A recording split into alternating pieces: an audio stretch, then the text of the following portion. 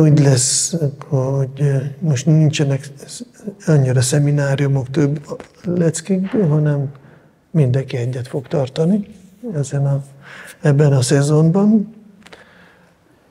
Ma én tartok, utána délelőtt Govindhari Prabhu délelőtt, délután olvasunk, holnap reggel gondolom Lila Shuka Prabhu délelőtt, Radha Krishna Prabhu délután olvasunk, és pénteken reggel Swami Maharaj ki jai.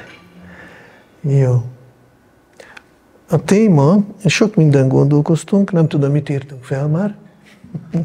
Nem biztos az lesz. Mit írtunk? Arról lesz szó. Ez bármilyen szemináriumról lehet rakni ezt a címet. Illik mindenhol. Ez jó cím, nagyon jó. Arról fogunk beszélni ma, hogy nagyon sokszor elkezd valaki gyakorolni Krishna tudatot, és próbálkozik, de ahogy szokott mondani Gadagraj Prabhu, de ez a bhakti yoga sadhana meg se karcolja az embert.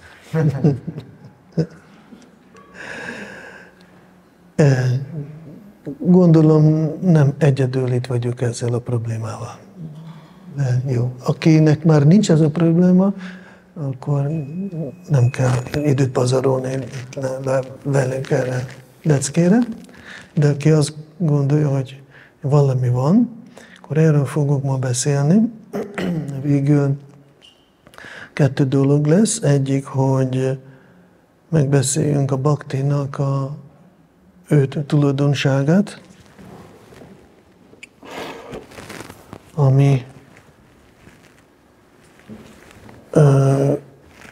nagyon csodálatos, hogyha valaki gyakorol, és akinek a szívébe bhakti van. Egyik példa nekünk ez a Srila Prabhupád, aki ezzel rendelkezett, ezért itt vagyunk mi. És utána megnézzünk, hogy nekünk mennyire van benne, vagy mennyire nincsen, és mit csináljunk, hogy legyen. Oké. Akkor, és utána olvasunk Chaitanya Charitamrita-ból fontos verseket. Szóval, amikor valaki gyakorol, maga bhakti 5 tulajdonsággal rendelkezik, ez azt jelenti, akinek a szívébe van ez a bhakti, akkor ez megnyilvánul bhaktának a szívébe mások irányt. Akkor az első, ez a szárva vyapakatvam, ami azt jelenti, hogy minden átható.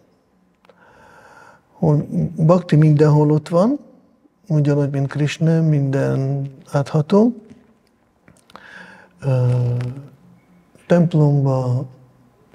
Templomon kívül, városokban, minden, a világ minden részében. És amikor volt ez a híres mondás, ahol te vagy, ott van a Vrindában. Igen. Bhakti ugyanolyan átható. A második tulajdonság, ez a szarva vajsikáritvam. Az azt jelenti, hogy maga alá rendel. Szóval egy hatalommal rendelkezik, és a bhakti maga alá tud rendelni. Mit jelent ez? Ez azt jelenti, hogy ő hogyan rendel? Hát nem egy erős hatalommal, hanem a vonzódással. A bhakti legvonzóbb, annyira vonzó, hogy aki érintkezésbe jön, az alá lesz rendelve, meg Krishna is. És annyira Krishnát alárendeli magának a bhakti, hogy ki akarja próbálni ő is, mit jelent egy bakta lenni, és jön ott Chaitanya-ként, és megkóstolja, megízleli a bakta hangulatot, és ki akarja osztani másoknak, meg akarja ezt ki akarja terjeszteni. Az jó. Ennek van egy nagyon jó dolog. Hogyha bakta, aki szeretne, most ugye lesz maraton, jó sokat könyvet osztani, ennek lehet trükkölni embereket, de ez segít, ez nem baj. De hogyha van szívbe bakti, akkor emberek meg fognak állni, és meg fognak vásárolni könyvet. Mert bakti maga nagyon vonzó, és alárendel maga alá. Hogyha van, Srila Rama Maharaj mindig hangsúlyozza, a maratonkor szadana, vagy nagyon jó szadana. Hogyha jó erős szadana van, amikor bakta csapázik, mangalázik, akkor ezzel szívébe hívja meg a baktit. Ezután, hogyha megy osztani, akkor ott van a bakti, és történnek a csodák. És mindegy ki hány éves bakta, most nagyon érdekes, hogy Budapesten vannak 20 éves bakták, akik még egy éves élnek templomba. Szetteket osztanak. Nem tudjátok képzelni? Van, amikor vasárnapi program. Ez még sose lehet volna elhinni, hogy templomban vasárnapi programot 3 szettet el lehet osztani. 20 éves gyerek. Azért, mert nagyon gyakorol, menedék vette a baktinál, és működik. És most utcára mennek, és ott osztak. Ki már hallotta én? Kimenne utcára, húzukával, szettet ki lehet osztani. És megcsinálták. És 20 éve, mondom, van a Levente, aki még ő nyáron költözött be. Fél éve van templomban. De nagyon jó szadanázik, meghívja a baktit a szívébe, és emberek nagyon boldogan megállnak, és megvesznek könyveket. Szóval ez a titok a maratonnak is, hogyha így lehet duplázni maratont. Mindig azóta, mióta Lila Soka Prabhuval, Govindhari Prabhuval szervezünk maraton, minden évben erről beszél, hogy duplázunk. És minden tanulunk, hogy kell. Itt van egy nagyon jó dolog, hogyha nagyon tiszta a szadanát, tudsz duplázni. Nem probléma. Ez egy csodálatos. És ez a második bakti tulajdonsága. Ezért Srila Prabhupád meg tudta változtatni a világot. Mert ott volt a bakti, szívében vonzó volt, és jöttek a bakták, minket is mi vonzott? Bakti. Kicsit néha filozófia, de nem csak a filozófia, hanem a filozófia ez maga bakti, ami nálunk van, és ez nem egy gyána, a vises, hanem bakti gyána, és ez ugyanolyan vonzó a Krishna tudat filozófia. Jó.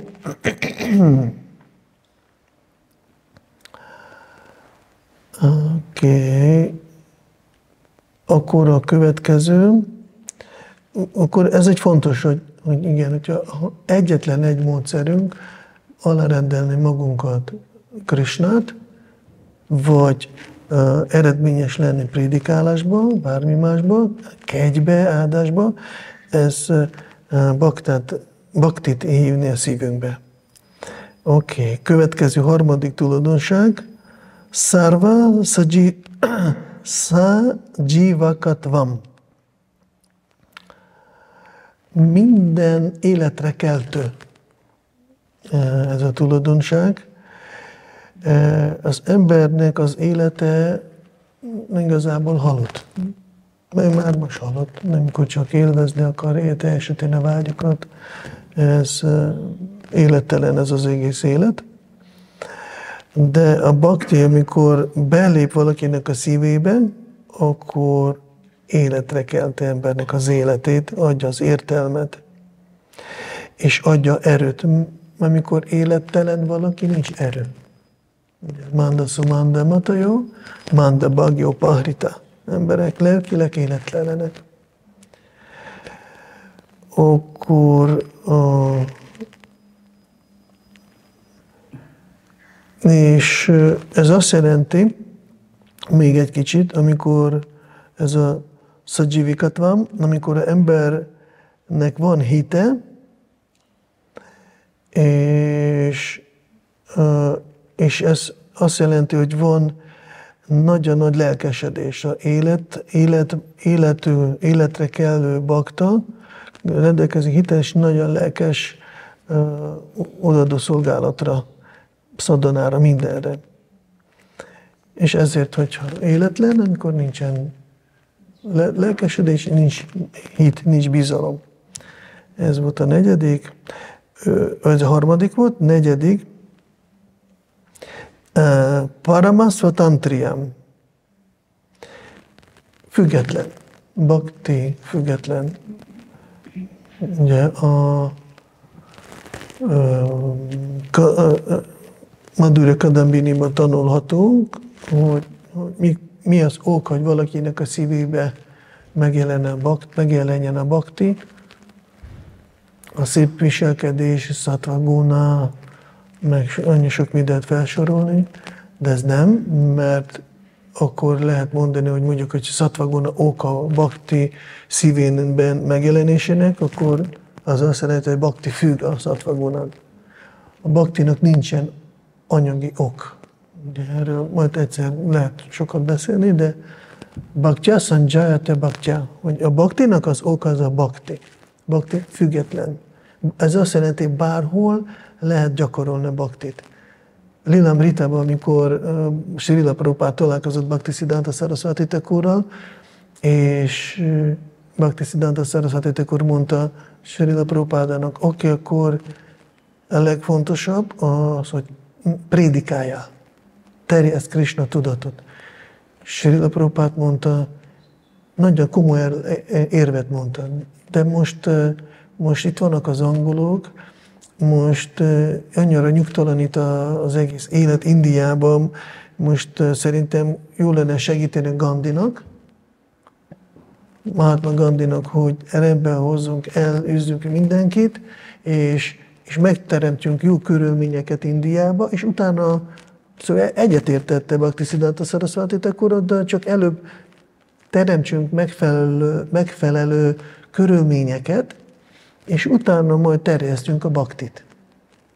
Bhaktisiddhanta Saraswati Thakur egy mondattal lerobbolta az érveket. Azt mondta, a bhakti nem függ Gandhin, meg milyen a körülmény, és teljesen meg volt győződve Srila Prabhupád, és búcsú levelet küldte a Mahatma Gandhi mozgalomnak. És ugyanakkor Svaprakásat van, a bhakti ön megnyilvánuló. Ez az független, és ez azt jelenti, hogy mi néha gyakorolunk, és független tőlünk, nem tudjunk kényszeríteni. Ki már kibukva volt, hogy én már itt 3,5 hetet gyakorolok, csapázok, minden, nem érzem semmit. Hát egyik, mert a bhakti független, nem függ ezen, hogy mi mennyit csinálunk. Amikor akar, akkor megjelenik, és önmagától, hogyha akar, önmagától megnyilvánul. Hát önmagától ez úgy érthető, hogy előbb önmagától csak úgy valakihez a kegyet nyilvánítja bhakti, és megnyilvánul, az működik. De gyakran inkább a bhakta, akinek szívébe van bhakti, ő által megnyilvánul a bhakti. Általában ezért bhaktya, sanjayate bhaktya, a bhaktinak az oka a bhakti. Ezek az ő tulajdonságok, a fókusz az a második tulajdonság, mindegyik jó, 5., de hogyha szeretnénk prédikálni és vonzó lenni másokra, akkor a bhakti, ami alárendeli magának mindenkit, meg Krishnát is. Oké. És ezzel kapcsolatban fogok beszélni, hogy miért mi gyakorolunk, és néha nem érzünk. Annyit olvasunk, annyit hallunk a Szent Névnek a hatásáról, az ízekről, hogy végül a szadanának ez a lényege, hogy felébredjen valamilyen íz, báva, megérezünk Szent Névnek az édességet, és mi gyakoroljunk. Ki gyakorol? Ki nem érez semmit.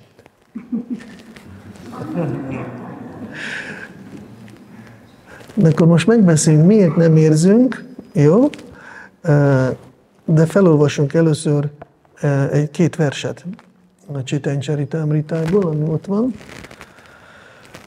Ez a vers, amit mondja Úr Chaitanya Sanatana Goswaminak, amikor Sanatana Goswami jött Jagannath Puriba, és rossz vizet ívott, és beteg lett, fertőzött, sebes, gennyes sebek lettek, szétvakarta, és szenvedést okozta neki mentálisan is, meg a testileg is nagyon fájdalmas volt, főleg amikor Úr Chaitanya megölelte őt, azt nem bírta elviselni, és gondolta, hogy akkor holnap lesz Ratha Yatra, és nincsen sásztrában leírva, de ez egy tradíció, szájról szájra terjedt, aki Ratha Yatrán szekér alatt meghal, az felszabadul.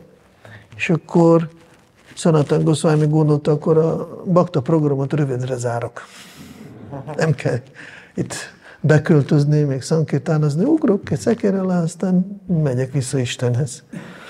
És Úr Chaitanya, mint Krishna, aki mindenkinek szívében van, értette a lelkes terveket, és Sanatana Goswami pont akkor Haridas Thakurnál mellette lakott a Siddha fa alatt, és Úr Chaitanya meglátogatta, és akkor elkezdtem mondani neki, figyelj, Sanatana, hogyha az én öngyilkosság eredményezte volna a prémát, én már 1000-szer lettem volna öngyilkos. Csak sajnos ez nem hozza ezt az eredményt. És elkezdtem mesélni, hogy milyen rossz eredményeket, hogy ez egy sértő dolog, amikor valaki kap ajándékot, mert emberi test, ez egy ajándék. És valaki öngyilkos lesz, az azt jelenti, hogy visszavágom Istennek ezt az ajándékot, fogd meg, nesze, nem kell nekem ezt. Szóval ez ilyen mentalitások, hogy az öngyilkosság, ez nagyon-nagyon-nagyon nem megfelelő dolog, és nem is hozza jó eredmény, sőt, rossz eredményt hoz. És utána ezt kezd inkább, hogyha el kell fogadjunk, hogyha van nekünk ilyen nehézségek, betegségek, akkor el kell fogadni. És el kell kezdeni gyakorolni, mert a prémát elérni lehet, felszabadulást, odaadó szolgálat gyakorlattal, és akkor itt most fogunk olvasni, itt felsorolja a 9 folyamatot, ugye a Bhaktinak a 9 angát. Itt fogok jobban látni a könyvben. Lehet, hogy idő miatt nem fogunk sokat olvasni. 9-ig megyünk, ja. Oké.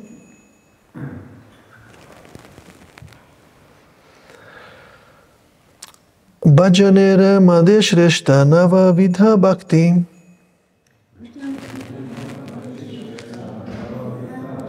Krishna prema Krishna dite dare mahashakti.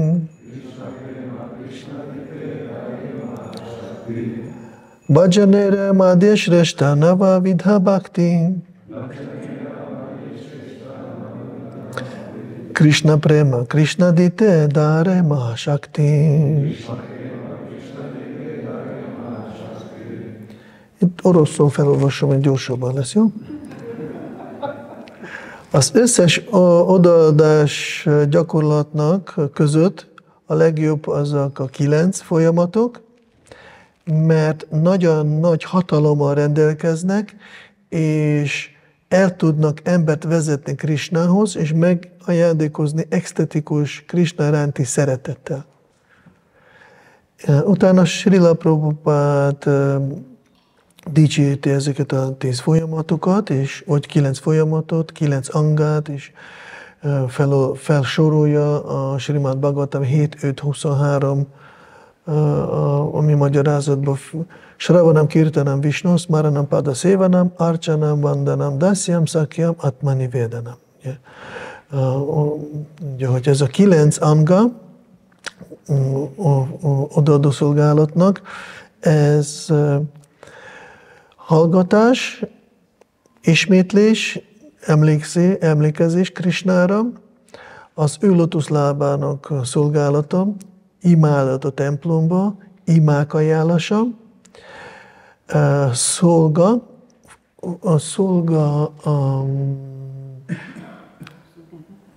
szolgába válni, gyűjti, hogy mondjak magyarul? Kötelesség elfogadása, igen, szolga kötelességeket elfogadása, barátság Krisnával, és teljes átadás Krisnának. És Srila Prabhupád, és akkor igen, itt tovább mondja az a vers, hogy ez a 9 metódus dolog, ami segíti baktának elérni Krisna iránt extatikus szeretetet. Aztán utána, amikor dicsérve van ezek a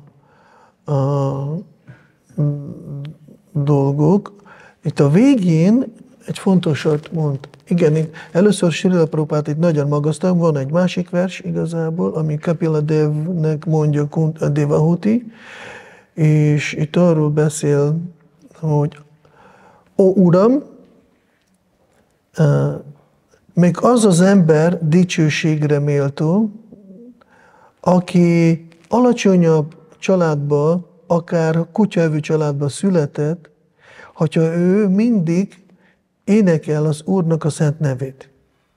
Olyan ember már elkövette az összes vezeklést, összes rituálét, védikus áldozatokat, összes szent folyókba megfürdött, és megtanulta összes szentírást. Ennek köszönhető ő tiszta és méltó magasabb rendbe tartozni. Szóval itt dicsérve van a 9 folyamat, össze van hasonlítva, ugye, hogy ember, aki már összes áldozatot, összes szent folyóban megfürdött és mindent csinálta, de aki csak Krisnát szolgálja, még hogyha alacsonyabb rendű, szóval bárki gyakorolhat szolgálatot, megkapja Krisna iránti szeretet. Magyarul Kaliugasnál emberek alacsonyabb nincsen, de működik. De utána van egy nagyon fontos, hogy azt mondja Kunti Devi Krisnának. Janma Ishvarya Shrutta Shribir Edamana Madatuna Puman Naivaradhi Abidatum Vai Tvam Akincsana Gócsaram. Ember, aki büszke a saját származására, gazdagságára, tudására, szépségére, nem érdemel az Úr lotuszlábát.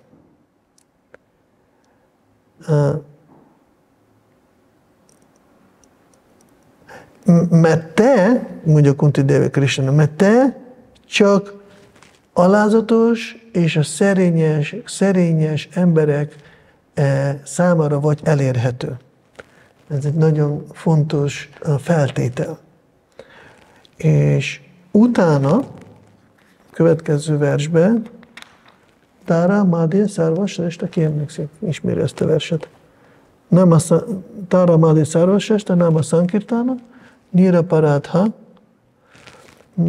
Niraparadhe Náma Lále Pája Prémadána. Ugye ez ennek következő vers. Azt mondja, Tára Mádhye.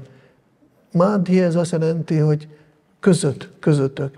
Ezek a 9 között, Tára, Madhya, Szárva, Sresta, a legjobb Náma Sankirtana. 9 között a legjobb a szent név éneklése. Niraparadhe, és akkor azt mondja, hogyha valaki megint mondja feltétel.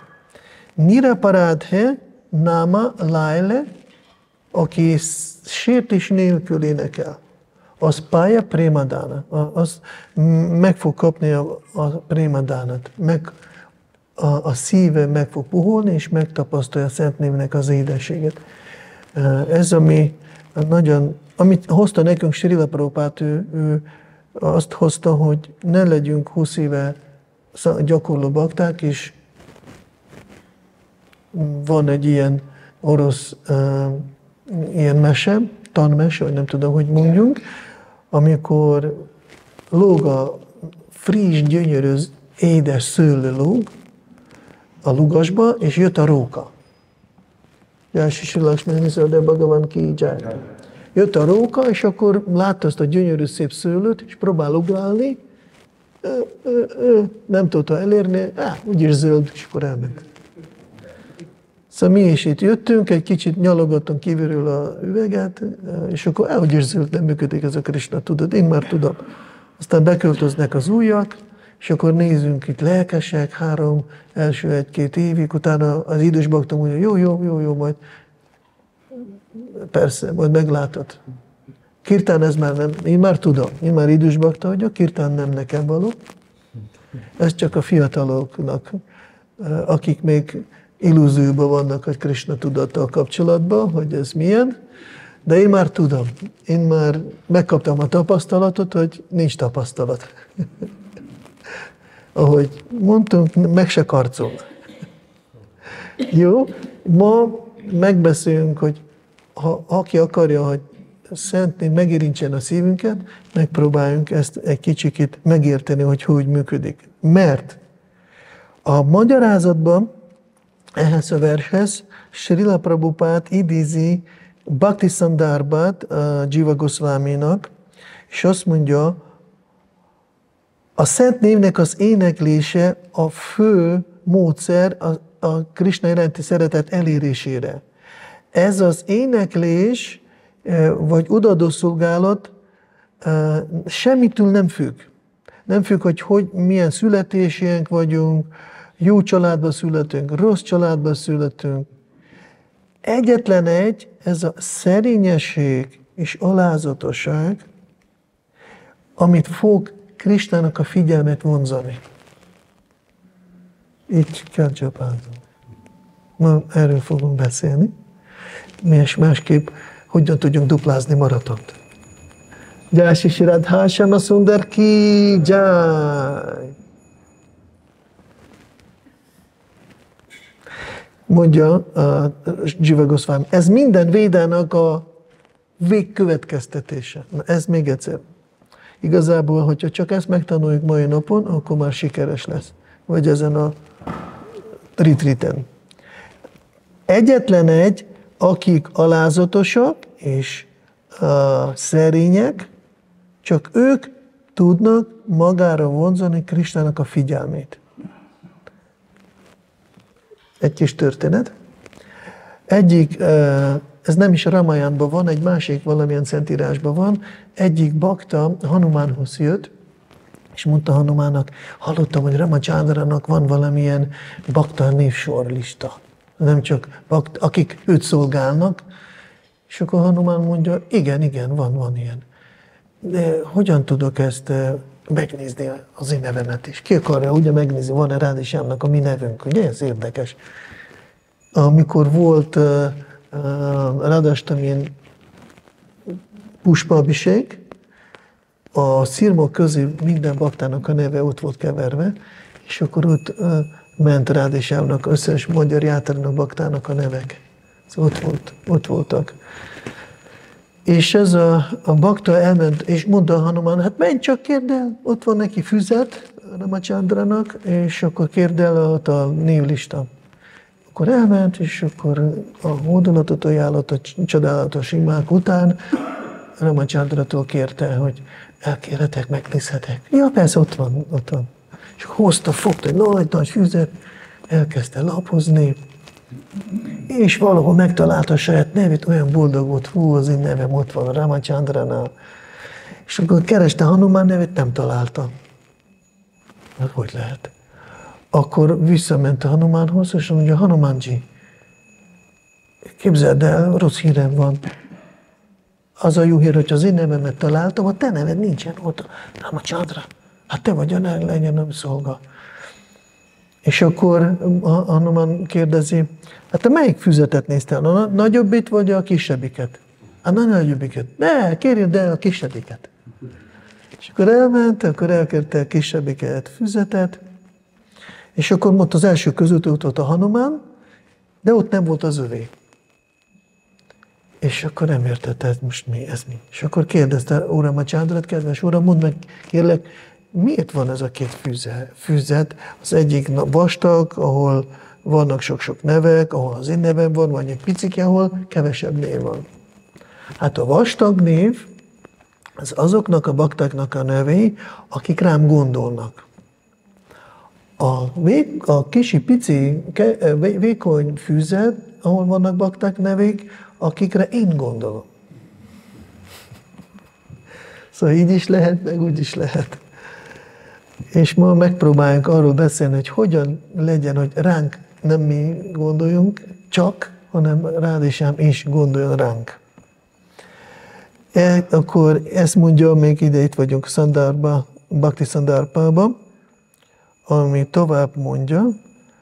Ez is, szóval alázatosság, szerényesség vonzza Krisnának a nevét, ez minden védának végkövetkeztetése. Ez a Vedanta Sutra. Vedanta. Ezért, mondja tovább Jiva Goswami, ebben a Kali Yuga korban az, aki rendelkezik, semmi nem kell más. Alázatossággal és szerényességgel következő. Nagy a lelkesítés. Könnyű lesz. Könnyen el tud érni Krisnának a lotuszlábát. Ebben rejlődik minden aszkézának, vagy vezeklésnek és áldozatnak a lényege. Mert aki felébreszti extatikus szeretetet Krisnáról, ezt lehet megkapni. Ha csak valaki alázatosan, szerényen gyakorol bhakti jogát, eléri, ez Jiva Goswami mondja, Krisna iránt extatikus szeretetet, ilyen ember eléri teljes tökéletességet az életében. Ezért bármit, amit csinál ember odaadó szolgálatban, kell, hogy a szent név éneklésével legyen kísérve. És akkor utána még nagyon pár szép vers. Itt olyan lelkes lesz Srila Prabhupád, itt a magyarázat csak idézetekből áll. Akkor itt idézte Jiva Goswamit, utána a Namastaka Rupa Goswamit, idéz Oharináma, a te lotusz lábadnak a végéhez. Összes Upanishad imádja a te lotuszlábának a véget. És ők olyan szikrázók, mint gyémántok, és ők a védáknak a koronája. Te, akit örökké imádnak felszabadult lelkek, Nárada és Sukadéva, ó Harináma, én teljes mértékben fogadom a lotuszlábadnál menedéket. Ugye ez a namástaka, amit Rupa Goswami mondja. Akkor utána Srila Prabhupád Brihad Bhagavatamrita Sanatan Goswaminek slókát idézi. Minden dicsőséget, örömet ajándékozó Krisnának szent nevének, amelyik felszabadítja baktát minden rituál alól, meditációtól és imádattól. Mindentől megszabadít. Így vagy úgy, de hogyha valaki legalább egyszer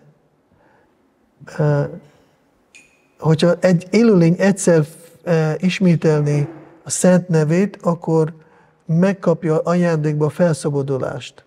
Krisnának a szent neve legmagasabb rendű édesség. Ez az én életem, és az én egyetlen egy kincsem. És akkor utána a végén, megint végkövetkeztetésként, még sorol sok-sok, csak szeretnék más dolgokról beszélni, nézem az időt.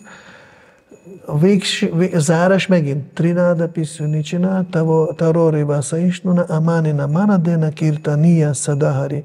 Megint Srila Prabhupád mondja, de ne felejtsünk, hogy ez az út. És erről most fogunk tovább egy kicsit beszélni, hogy miért, amit annyi sokat csodálatos dolgot halljunk, néha látjunk körülöttünk baktákat, akik tapasztalnak szent névnek az édességet, de mi dzsapázunk és sokszor nem látjunk. Erről fogunk most akkor megpróbálni veletek. És szemináriumokat hallgatjunk, és könyveket olvassunk. Mindent megteszünk, és utána kipróbáljunk, hogy na, most lelkes voltam, olyan szemináriumot hallottam, na, akkor most biztos szent névédességet meg fogok tapasztalni, leülök és próbálok, és nincs. Szokott ilyen lenni? Utána várom következő szemináriumot, mert lelkesedés utána elmegy, néha elmegy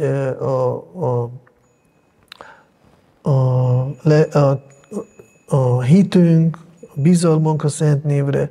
Szóval dzsapázunk, de nem válaszol szívünkből szent név. Mert végül ez kell, hogy legyen.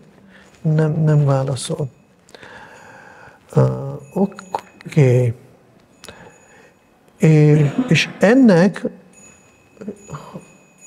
sokszor kiábrándulás történik, ember kezd hanyagolni a szadanát, bezárkozik otthon, és végül külsőleg egy bakta lesz, de belül már vágyokat teljesíti. Lehet, hogy nem durvák vágyok, de ugyanakkor az lesz az élet értéke, hogy teljesítsem a vágyokat. Miért? Mert zöld a szöldő. Mert nem működik. Ez csak azért jó ezek a szép versek, hogy vonzódjunk ide bakta programra a fiatalokat.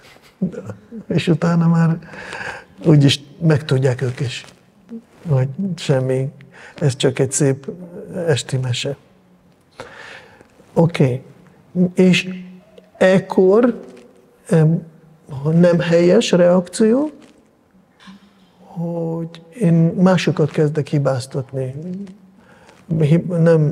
Nem ő a Szentírás, hibás a lelkitanítómester, Srila Prabhupád, és így tovább, és így tovább. De most nézzük meg, hogy miért ez megtörténik először, és utána mit kell csináljunk. Hát először beszéljünk, hogy mit kell csinálni, és utána megbeszéljünk, hogy mi történik. Mindjárt megnézzünk, hogy igen.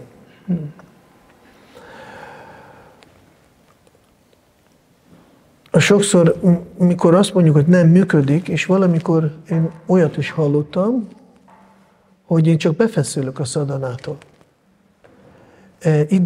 Ideg összeroppanást kapok szadanától.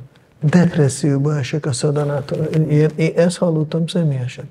Nagyon szomorú volt ezt hallani, komolyan. Hogy nekem, hogyha én szadanázok, akkor csináljuk, mert valami, megnézem egy mozit, mert akkor legalább nem leszek ideges a Szent Névtől. És akkor így legalább így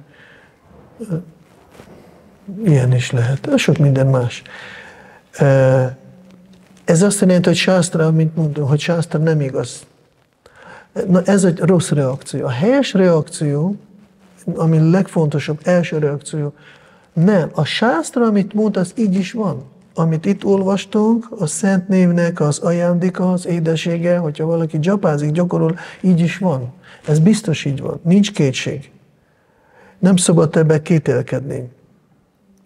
Mert nagyon sok bakta elérte a tökéletességet. Hogyha körülöttünk nézünk, vannak bakták, akik elérték, vagy legalább látszik rajtuk, hogy tapasztalnak ízt a Szent Névben. Akkor mégis működik. Szerintem Srila Sivarama Maharaj nem tudta volna költeni könyveket. Ez nem egy költés, amit ő csinál. Ez az ő kapcsolat a Szent Névvel. Ez nem lehet neki. Vagy Srila Prabhupád se nem tudta így költeni. Ez nem költhetők. Ez a lelki, ez a szívből Krishna inspiráció, ami ugye gyána, az megnyilvánul a baktának a szívébe, Szent Név minden megadja. És ez azt jelenti, hogy minden működik. De ezért az első, hogy igaz, amit mondanak a sásztrák, igaz, amit tanulunk a baktáktól, ez a helyes reakció, és a másik lépés helyes reakció nem, hogy nem működik, én nem csinálok helyesen. Én valamit nem úgy csinálok, ahogy kell. És nem keresek Srila Prabhupádnak szentírásokban hiányosságokat, hibákat, hanem nem a hiba bennem rejlődik. Nem csinálok valamit jó. Ezért, amit ígéretek kapok minden oldalon, Srila Prabhupád könyvet, ezt az ígéret, ezt a vízhangot nem válaszol nekem a Szent Név a szívembe, mert én csinálok nem jó valami. És ez mondja is Úr Chaitanya Siksástákában. Nam nama kariba huda nija sarva shaktis, tatrarpita niyamita smarana nekala, etadrishivi, tava kripa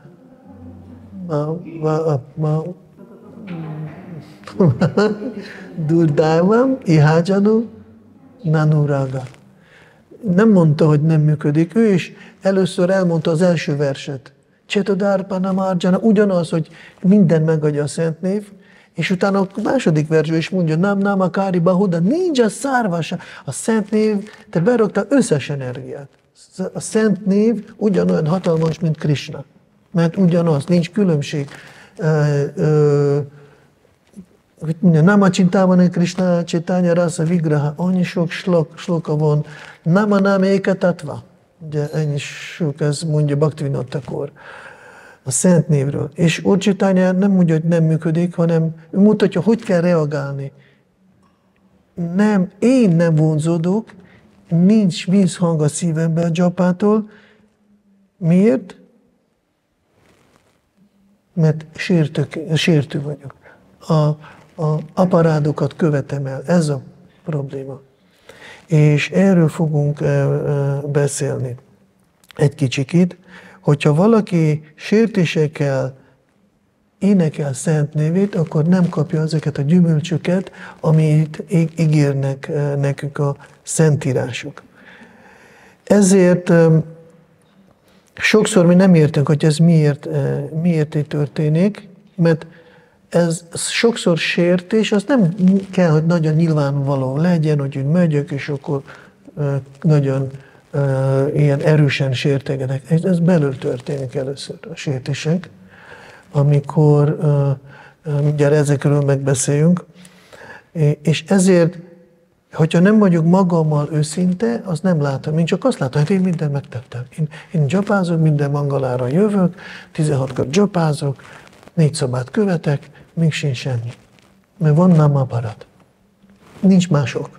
Csak ez egy. Námaparát. Ez azt jelenti, én nem csinálok jó úgy, ahogy kell. És amikor én ezt végzek, vagy ezt tapasztalok, akkor az a fontos. Mi nem, hogy igen, hogy valami nem csinálok jól, Ez az egyik. A másik, szóval 3 dolog kell. Szentírásnak igaza van, tényleg ezek működnek, és ez a gyümölcs, ez megadja a szent név, mert én láttam baktáknak, körülöttem vannak bakták, akik ízlelnek szent névnek a gyümölcsöt, igaz, én nem csinálok jól. A harmadik kérdés, mit csináljak? Ez fontos. Én most mit csináljak?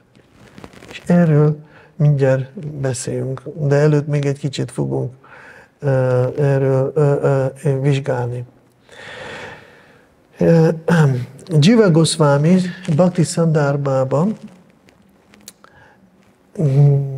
mikor dicséri, az elején nagyon, ugyanúgy ő is beszél, hogy milyen csodálatos gyümölcsöket, a legmagasabb eredményeket, ragyogó eredményeket, hatalmát ad a bhakti, a szent név éneklése, és utána mondja, de ha valaki sértésekkel énekel, ennek lesz 5 eredménye.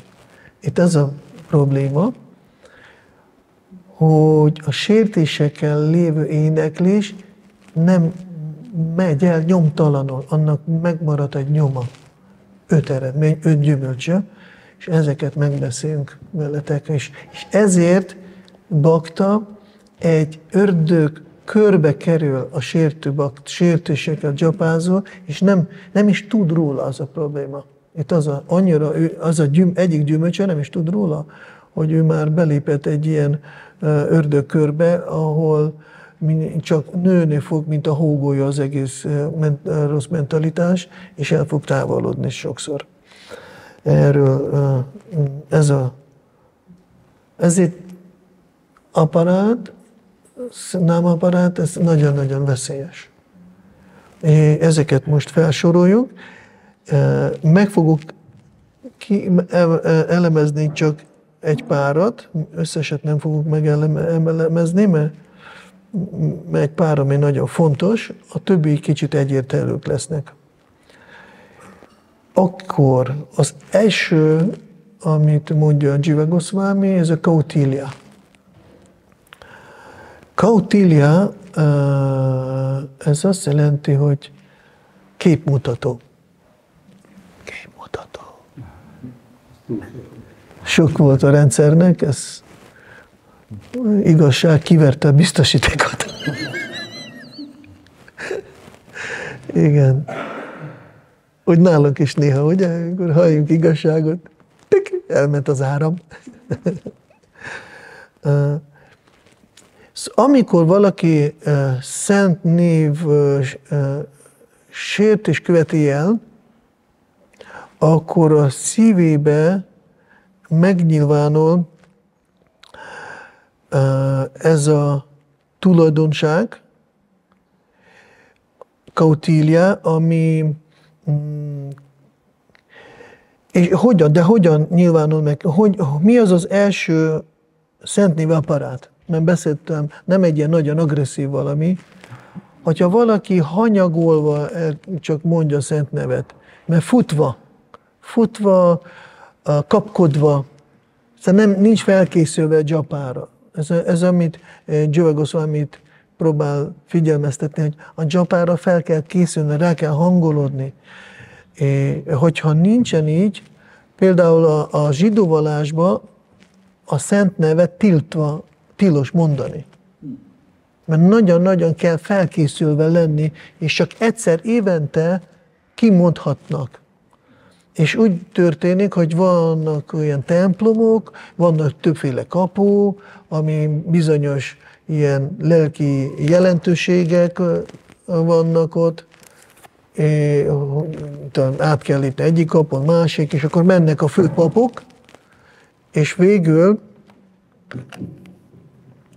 az utolsó kapon át csak legmagasabb, nem tudom, püspök az a legmagasabb, mondjuk így, a rabbi megy be, aki legmagasabb rangú, mert csak ő képesített egyszer évben kimondani a szent nevet. Szóval meddig ott lépnek sok rituálé, ezzel ők készítenek fel a tudatot, hogy mindjárt lesz kimondva a szent név. És ő egyedül bemehet olyan helyre, ahol sose senki, és egyszer évente csak, mások nem mehetnek oda, és ott ő halkan egyszerébe kimondhatja a szent nevet. Szóval így értékelnek Krisnának a szent nevét. Mi megkaptunk a ajándékot, hogy lehet bármikor bármit mondani, de lehet olyan értékel, mint a zsidó vallásban mutatnak. Miért ez így történik? Mert hogyha hanyagolva, futva valaki mondja, ez már egy sértés, sértő dzsapa, és rögtön eredményez az első gyümölcsöt, ez a kautilya.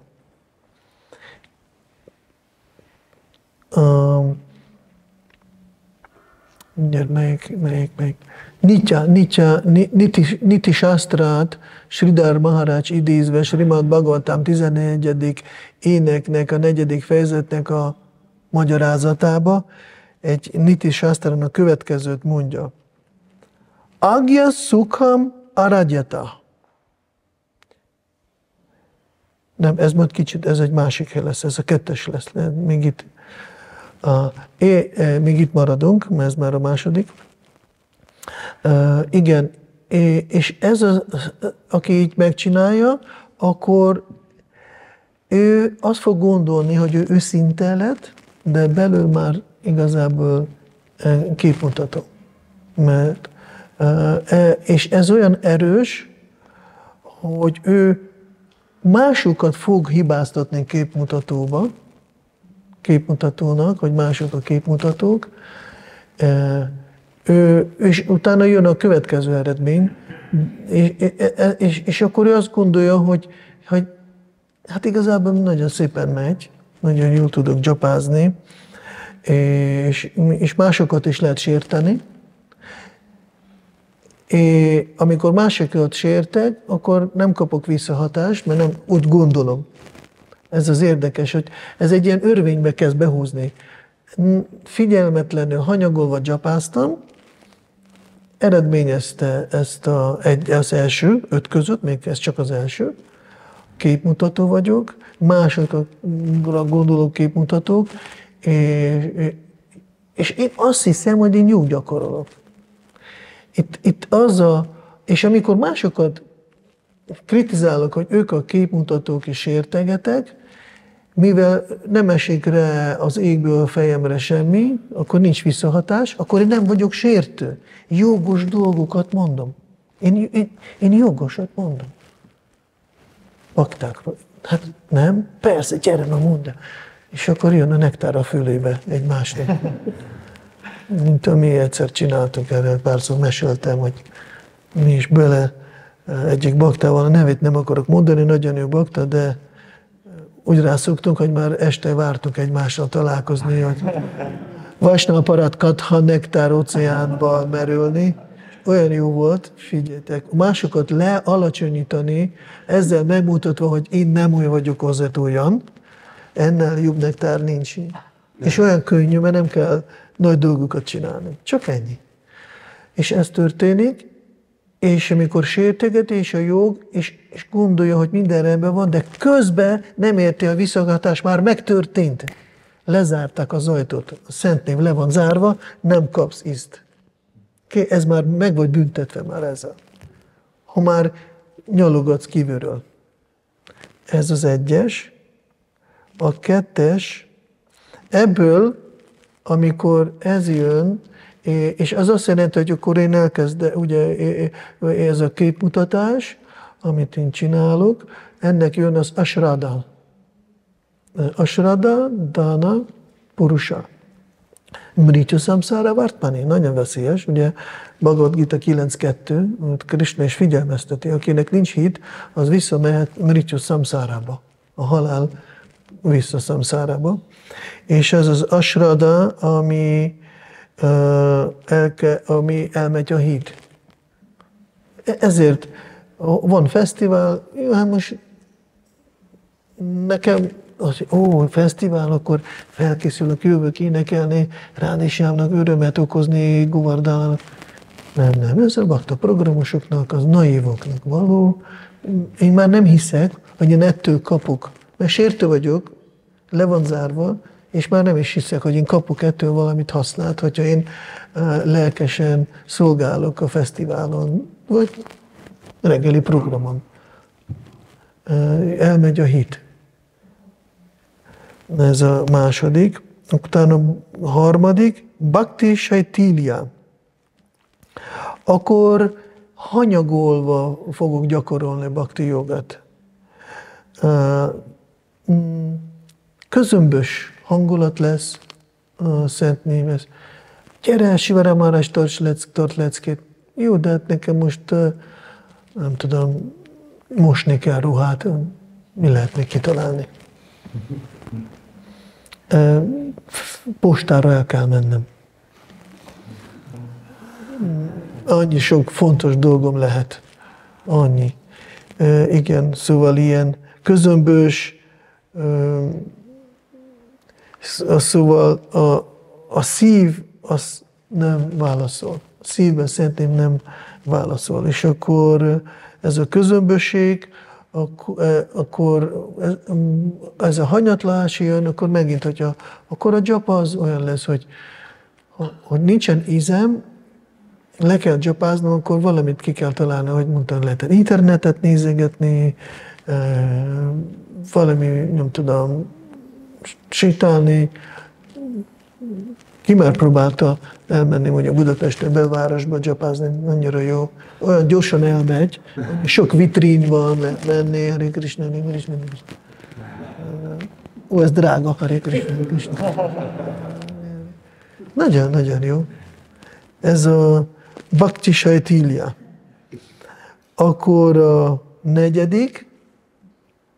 Igen, én még egy kicsit igen, a Kautilyahoz, hogy ez a képmutatás, itt nagyon fontos, hogy hogy működik ez a képmutatás, hogy próbáljuk visszaemlékezni, néha mi így mondjuk a baktákat sértegetjünk, de mondjuk van egy tanácsadónk, vagy lelki tanítómesterünk, vagy Lila Suka Prabhu, akkor velem idén, a másik bakta, Lila Suka Prabhu, mit csinál, hogy gyapázok? Így gyapázok, úgy gyapázok.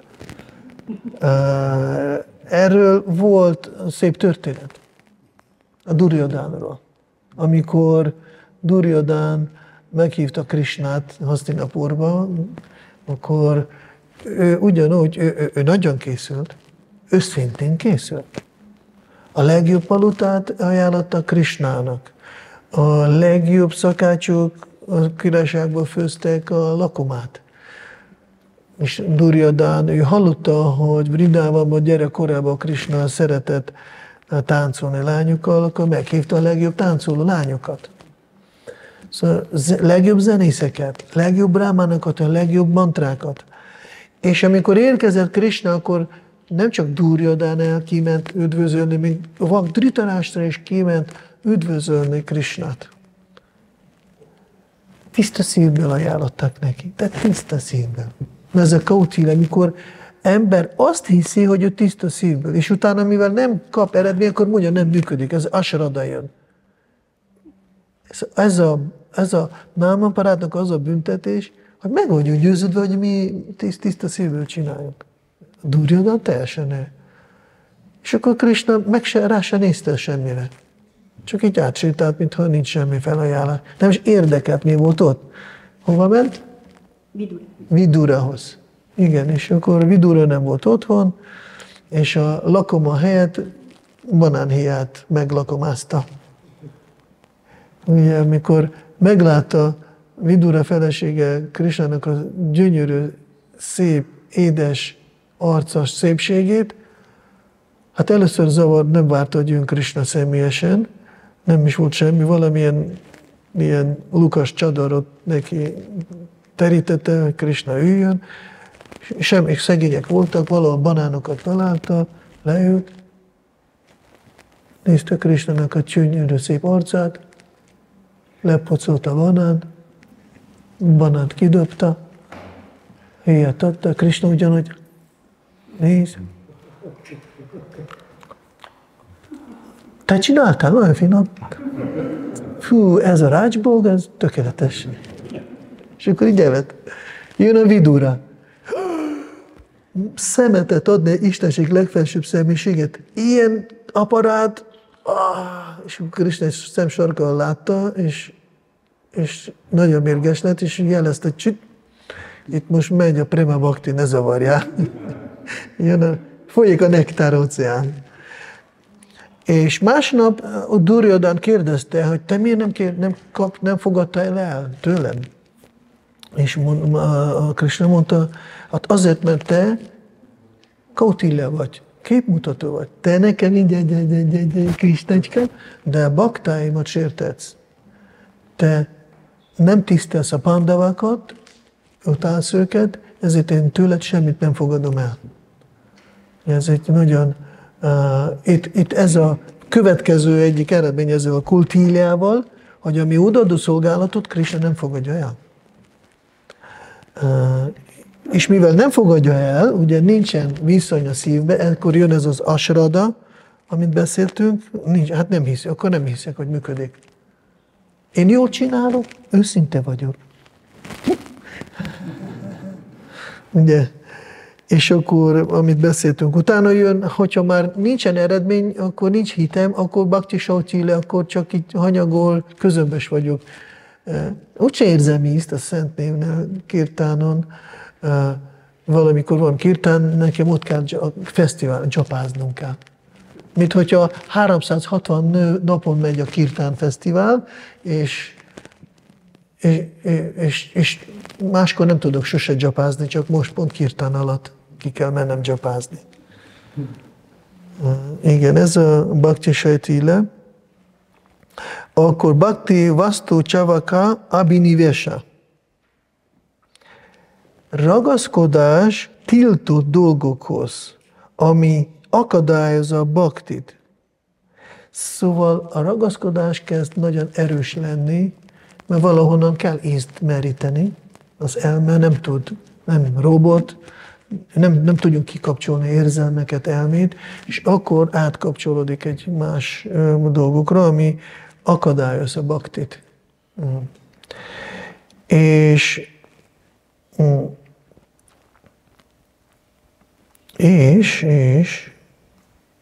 Bhakti Krita Manitva.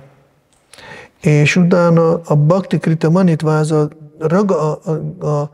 a büszkeség azzal arra, amit én elértem a bhaktiba.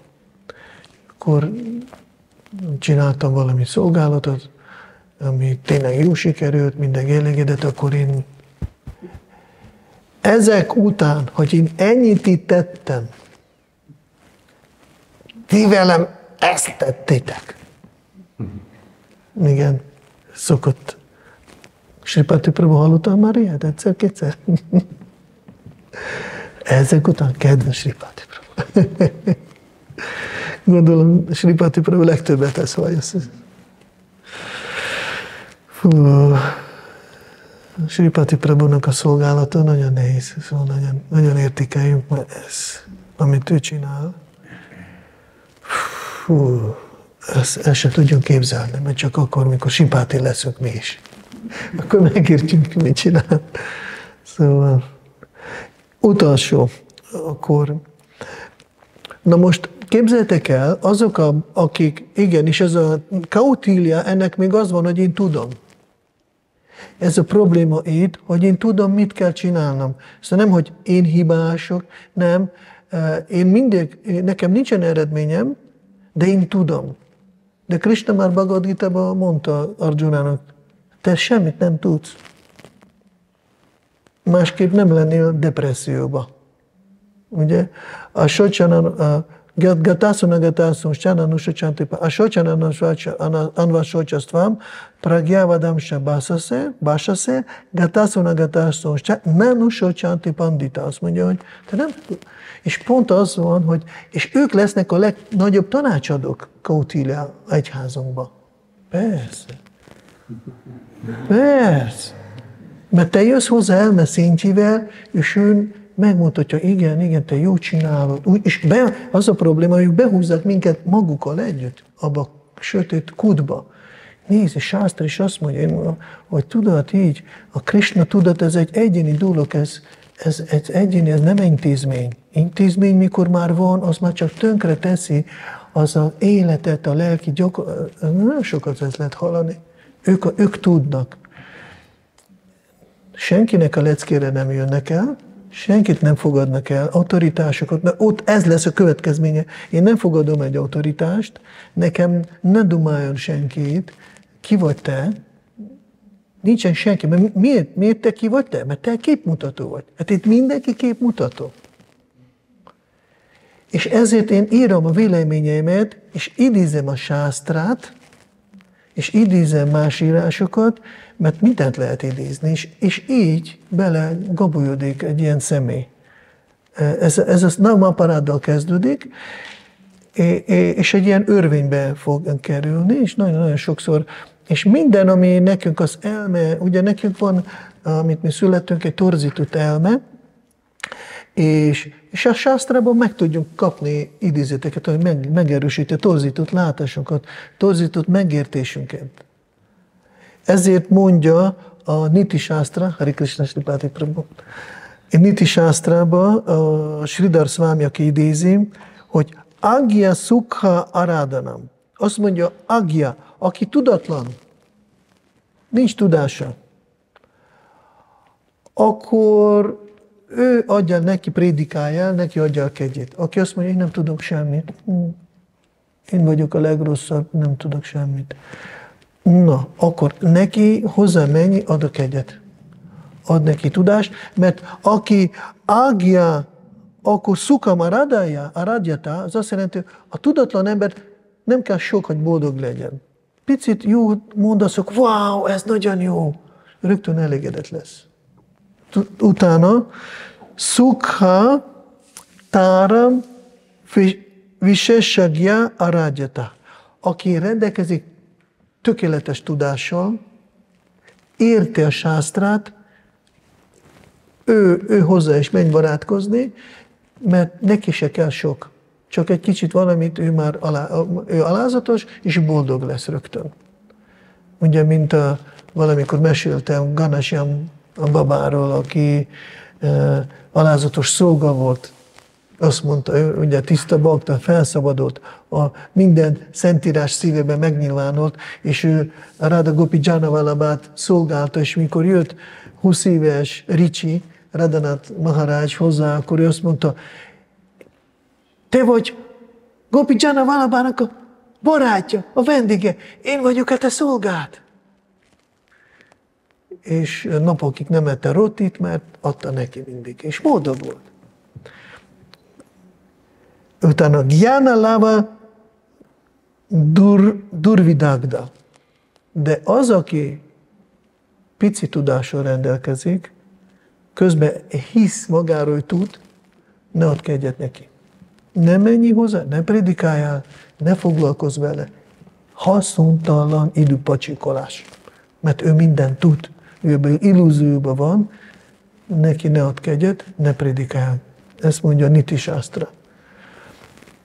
Mert ő minden, ő minden. Hát tudom.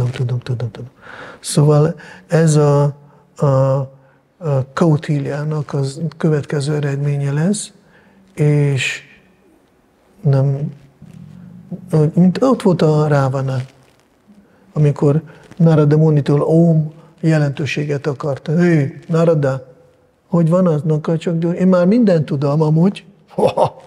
Persze, bakta programon voltam, tudom, semmi nem működik.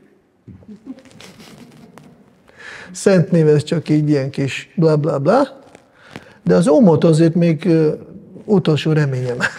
Hát, ha gyorsan mondd el, nem érek rá, mindjárt reggeli, 9 óra, Rárada. És akkor Narada mondta, nem így van.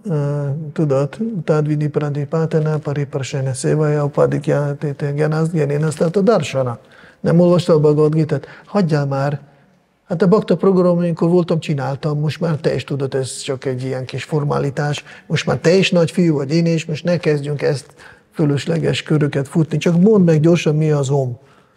Nem. legyőzni, hogyha véletlenül mi már belekeveredtünk veletek ebbe, ahogy mi most beszélünk, akkor most csak pár perc, hogy mi a megoldás.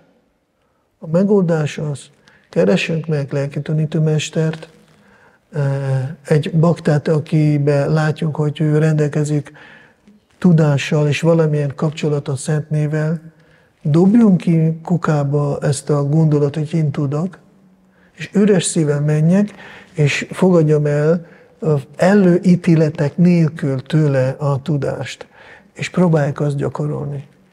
Így meg tudjunk szüntetni, másképp ez olyan örvény, hogy nincs vége, csak távolodni fogunk, és így leszünk mi. És ez itt a Shradadana, mert mit jelent, hogy ugye nekünk a Shraddha Bhajana Kriya, Shraddha Sadhusanga Bhajana Kriya. A Shraddha mit jelent? A Shraddha az azt jelenti, hogy én elfogadom avatást lelki tanítómesternél. Ez így nyilvánul kívülről az igazi hitem, hogy én bízok. De amikor ez megnyilvánul a Namaparádnak a Shraddha, akkor én 30 éve itt vagyok, és még nincs avatásom. Ez mutatja, hogy én Namaparád gyakorolok, és én tudom. Mert mit tud engem, miért nem fogadom el egy gurut? Hát mit újat tud nekem mondani? Interneten minden van, itt van a könyvekben minden van, mit tud nekem mondani? Nem, a guru meg tud változtatni a szívemet, mert hogyha én elfogadom, és képzeljétek el, aki közel van mindig lelki tanítómester mellett, sose fog lenni belőle Namaparát. Mert lelki tanítómester mindig fog segíteni, vigyázni, hogy ne menjen be egy ilyen eredménytelen dzsapai neklésébe.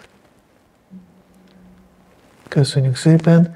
Remélem nem sikerült depressziót teremteni ezzel a leckével, de nem tudok semmit.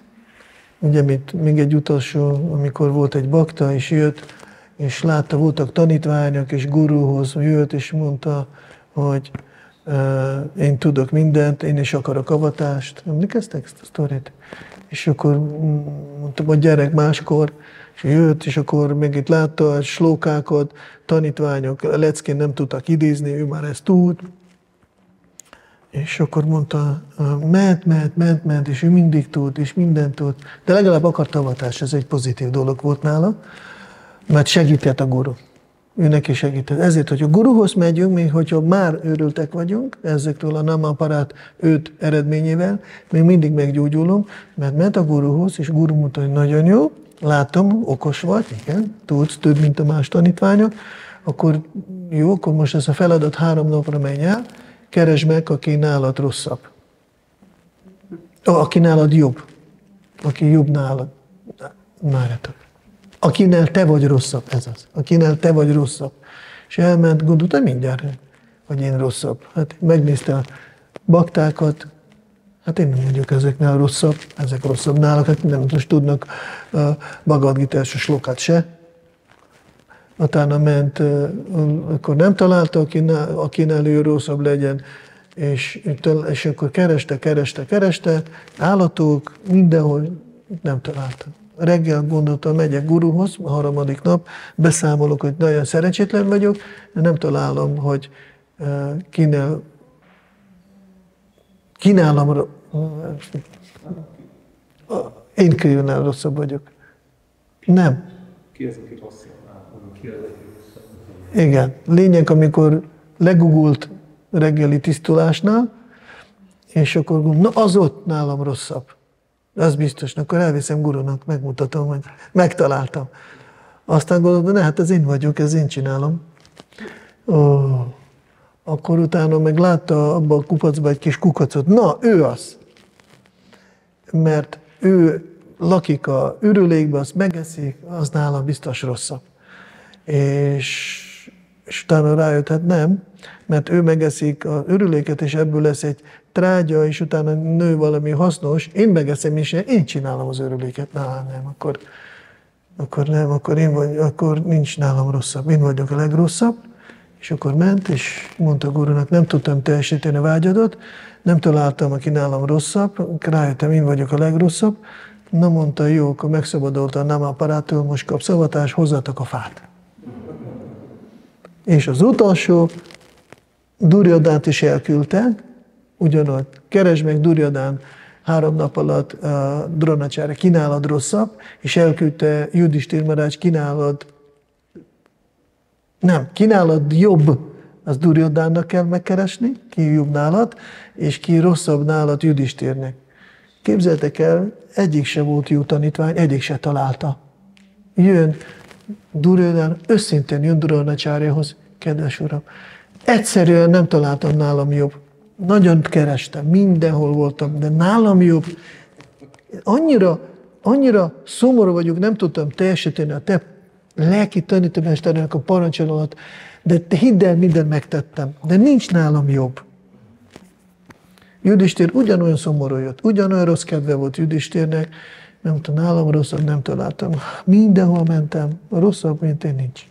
Ez a tiszta tudat, amikor nincs námaparát, és a másik akkor van, és nem tud róla. Ez a valami veszélyes, hogy nem tud róla a bakta. Gondolom, minden rendben van, csapázok.